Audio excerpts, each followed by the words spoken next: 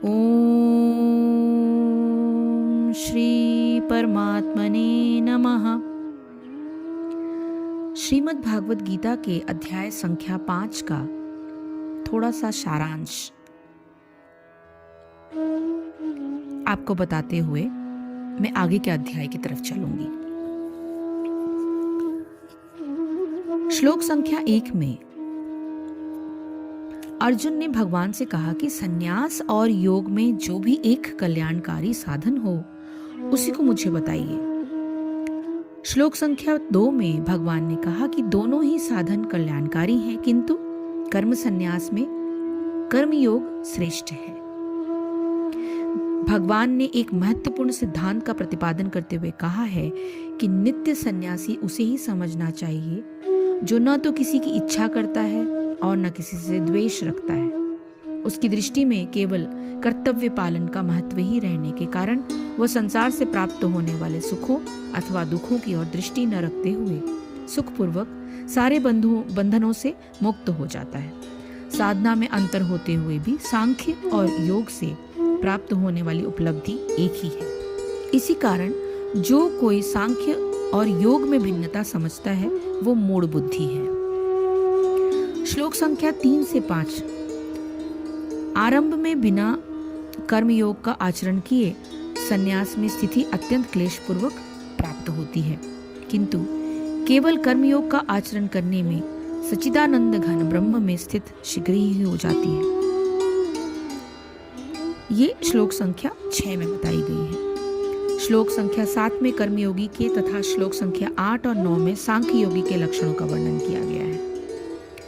कर्मयोग का सिद्धांत बताते हुए कर्मयोगी को अपनी स्वाभाविक शांति के प्राप्त होने की बात कही गई, किंतु योग साधन न करने वाले को कर्मफल से बंधन की ही प्राप्ति बताई गई है। श्लोक संख्या 10 से 12 सांख्य योग का साधन करने वाले योगी कर्तापन के भाव से मुक्त होने के कारण इंद्रियों के अपने अपने विषयों में व्यवहार होते हुए भी सच्चिदानंद घन परमात्मा के रूप में स्थित रहता है। ये श्लोक नंबर 13 में बताई गई है। एक अत्यंत महत्वपूर्ण सिद्धांत का प्रतिपादन करते हुए भगवान ने कहा है कि प्रभु न तो किसी के कर्तापन के भाव की रचना करते हैं, न कर्मों का ही विधान करते हैं और न कर्मों के फल से कर्मों का संबंध बनाते। इन सभी मनुष्य का स्वभाव भी क्रियाशील रहता है, जो उसने पूर्व काल में यानी पूर्व मनुष्य जन्म में अथवा इसी जन्म में कर्मों से सुख प्राप्ति की इच्छा अर्थात राग द्वारा स्वयं निर्माण किया है। इसलिए भगवान किसी के पुण्य कर्म अथवा पाप कर्म को ग्रहण नहीं करते। उनके परिणाम से मनुष्य स्वयं अपने को इस प्रकार दुख सुख के भाव से बांध लेता है, क्योंकि पूर्वकृत कर्मों की वासना के संस्कार से अज्ञान अथवा विपरीत ज्ञान से उसकी बुद्धि ढक जाती है। निष्कर्ष यह है कि वर्तमान जन्म में मनुष्य इस बात के लिए पूर्णतः स्वतंत्र है कि किसी भी योग साधना द्वारा इस अज्ञान का नाश कर परमानंद की प्राप्ति कर ले। श्लोक संख्या 14 और 15 से योग साधना से मनुष्य के अंतःकरण में अज्ञान का नाश हो जाने के कारण परमात्मा से अपनी अभिन्नता का प्रकाश सूर्य के प्रकाश के समान चमक उठता है।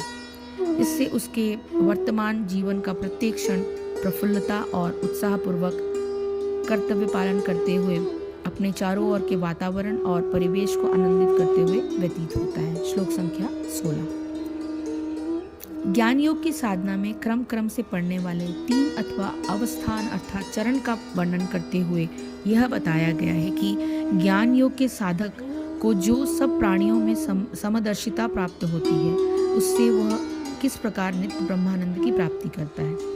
श्लोक संख्या 17 से 21 में ये बताई गई है।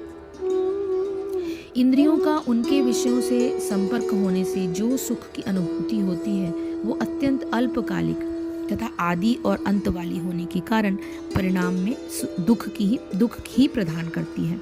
इसलिए बुद्धिमान मनुष्य उसमें अपने चित्त को संलग्न नहीं होने देता। इस प्रकार जो इस संसार में रहते हुए और इसी जीवन में काम और क्रोध से उत्पन्न होने वाले संवेगों को सहन कर लेता है, वही वास्तव में योगी और सुखी है।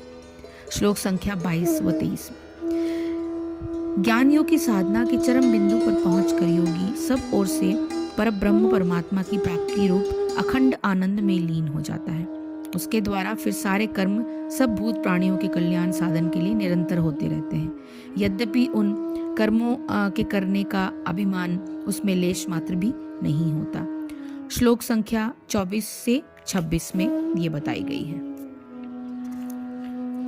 सांख्य योग और कर्मयोग की साधना में परमात्मा के ध्यान की अत्यधिक महिमा है। संक्षेप में ध्यान की प्रक्रिया बताते हुए भगवान ने कहा कि ध्यान योग का साधन करने से मनुष्य के अंतःकरण में इच्छा, भय और क्रोध का सर्वथा नाश हो जाता है और इस प्रकार वो सदा मुक्त ही है। श्लोक संख्या 27 और 28 में ये कहा गया है। भगवान ने अपनी भक्ति का महत्व बताते हुए कहा कि जो मनुष्य उन्हीं ही सारे यज्ञों और तपों का भोक्ता, संपूर्ण लोगों के ईश्वरों का भी ईश्वर और सब भूत प्राणियों का सुहृद अर्थात स्वार्थ रहित प्रेमी जान जाता है, वो तुरंत परम शांति को प्राप्त कर लेता है। यही उसके सुख की पराकाष्ठा है। श्लोक संख्या 29। तो इसी के साथ, यानी इस समरी के साथ हम अध्याय 5 को समाप्त करते हैं और अध्याय 6 की ओर बढ़ते हैं। अध्याय 6। हरिओम तत्सत, हरिओम तत्सत, हरिओम तत्सत। जय श्री कृष्ण, जय गुरुदेव।